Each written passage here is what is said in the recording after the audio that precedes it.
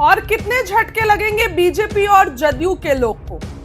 देखिए, नीतीश कुमार के एक मंत्री और भाजपा के पूर्व विधायक, कहने को पूर्व विधायक हैं, लेकिन उनकी इतनी मजबूत पकड़ है कि उनको जिस भी पार्टी से टिकट दिया जाए वो जीत सकते हैं। अब दोस्तों, ऐसे ही एक मंत्री और विधायक बीजेपी और जदयू छोड़ के चले गए हैं। बात करते हैं, देखिए, तेजस्वी से गुपचुप मुलाकात हुई है और आज शनिवार आरजेडी में शामिल हो सकते हैं। खुद बिहार के नेता प्रतिपक्ष तेजस्वी यादव उनको शामिल कराने के लिए आएंगे।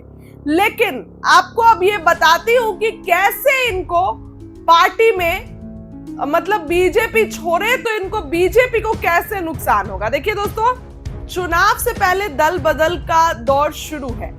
कैमूर जिले, देखिए, कैमूर जिले के दो बड़े राजनीतिक चेहरों के आरजेडी में शामिल होने की अटकलें अब कंफर्म नजर आ रही है। ये दोनों नेता, अगर दोस्तों बात करें तो कैमूर में अपनी अच्छी पकड़ रखते हैं। पूर्व मंत्री एवं चैनपुर के पूर्व विधायक बृजकिशोर बिंद जदयू और मोहनिया के पूर्व विधायक निरंजन राम बीजेपी। हाल ही में इन दोनों नेताओं की मुलाकात हुई तेजस्वी के साथ और आज यानी कि शनिवार को ये लोग आरजेडी में शामिल होंगे। अगर इनकी बात करते हैं, एक तो निरंजन राम और दूसरे जो है वो बृजकिशोर बिंद, अति पिछड़ा बिंद समाज जो है वहां से आते हैं और एक अच्छी पकड़ रखते हैं। तो यहां से तो गई बीजेपी, कमजोर हो गई और इन दोनों के छोड़ने से पूरे एनडीए को बड़ा नुकसान होगा। इस मुलाकात के बाद तब से ये माना जा रहा है कि दोनों नेता जल्द ही पाला बदलकर आरजेडी का दामन थाम सकते हैं और अब सीएम बनाने का तेजस्वी को कसम खाए हैं। अभी जितना भी सर्वे आ रहा है उसमें आप देखिए तो लोकप्रिय चेहरा तेजस्वी है। अगर लोकप्रिय चेहरे की बात करें तो तेजस्वी सबसे ऊपर है, लोग उनको पसंद कर रहे हैं, युवाओं का भी उन पर ध्यान है। तो इन लोगों ने ये सोचा कि अब तेजस्वी का नेतृत्व करेंगे।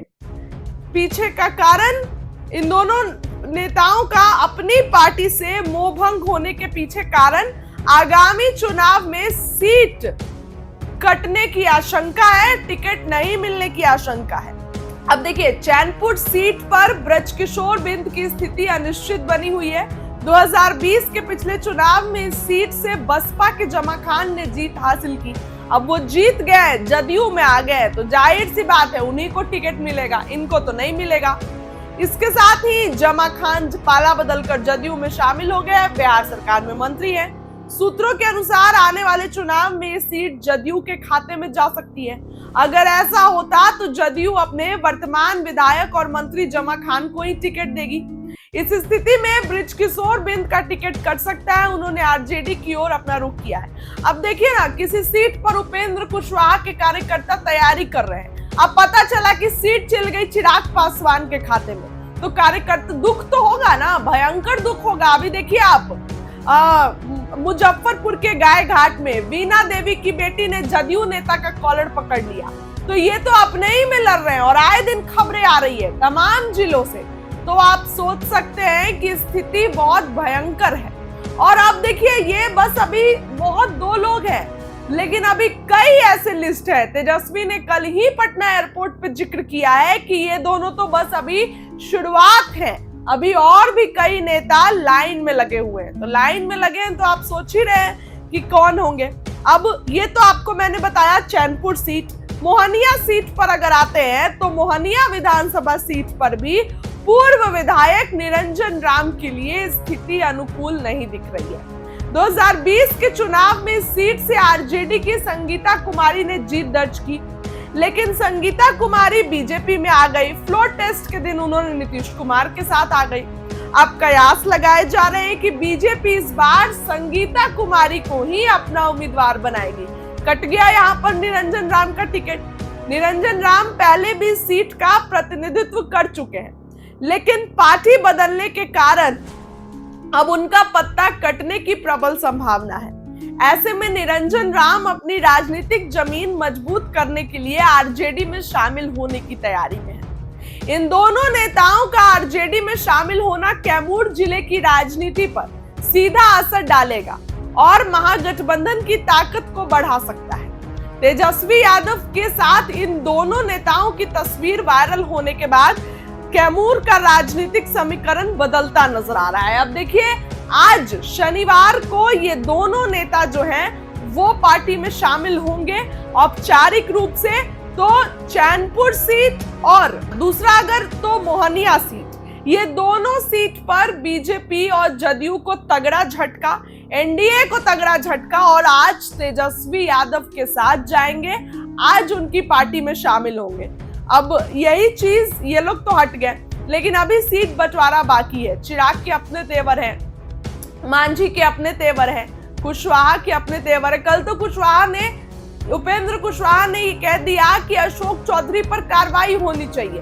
तो आप सोच सकते हैं कि एनडीए में खटपट तो इतनी बढ़ गई है कि अब उसका सवाल ही नहीं है। और सीट बंटवारे से पहले जब इतना कुछ हो रहा है, तो सीट बंटवारे के बाद कितना कुछ होगा आप सोच सकते हैं। और ऐसे में अब ये दोनों नेता पार्टी का दामन छोड़ दिए हैं और हो सकता है कि आज औपचारिक रूप से तो यही है कि आज ये दोनों तेजस्वी के साथ जाएंगे, आज इनकी ज्वाइनिंग आरजेडी में औपचारिक रूप से हो जाएगी। और ये भी खबर है कि टिकट इनको मिल सकता है चैनपुर से और मोहनिया से, क्योंकि मोहनिया से चूंकि संगीता देवी जो थी वो जीती थी आरजेडी के टिकट पर, लेकिन इसके बाद उन्होंने छोड़ दिया आरजेडी, बीजेपी के साथ आ गई। तो हो सकता है कि फिर अब इनको आरजेडी से टिकट मिले, इस तरह की संभावना बन रही है। फिलहाल आज क्या कुछ होगा आपको बताएंगे। ऐसे में तेजस्वी बेगूसराय में गरज रहे, आप थोड़ा उनकी बातों को शिव जी पार्टी में आए हैं, हम इनका स्वागत करते हैं। पूरा उम्मीद है कि मजबूती के साथ पार्टी का झंडा को जो है मजबूत करेंगे और ऊंचा करने का काम करेंगे। आप सब लोग बड़ी संख्या नौजवानों की भी दिख रही है, माताओं बहनों की भी दिख रही है और बुजुर्ग अभिभावकों की भी दिख रही है। सबसे बड़ा अगर हम लोगों का कोई दुश्मन है तो बेरोजगारी है, महंगाई है, गरीबी है। और असल मुद्दा है पढ़ाई, दवाई, कमाई, सिंचाई, सुनवाई और कार्रवाई वाली सरकार का। कितने नौजवान यहाँ जो है बेरोजगार है, जरा हाथ उठा के बताइए।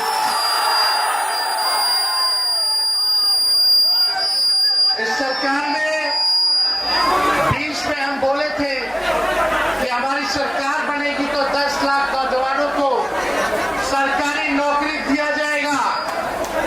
तो हमारे चाचा कहते थे कहां से ला करके देगा, अपने बाप के पास से पैसा ला करके देगा। लेकिन तेजस्वी का राह दिखाई, जब डिप्टी सीएम बना तो 5 लाख लोगों को सरकारी नौकरी हम लोगों ने दिया। 3.5 लाख को अपनी पत्नी अधीन करा के आए। 4.5 लाख नियोजित शिक्षकों को राजकीय कर्मी का दर्जा हम लोगों ने देने का काम किया। तेजस्वी की उम्र कच्ची हो सकती है पर जुबान पक्की है। जो हम लोग कहते हैं वो कहते हैं। लगातार 1 साल से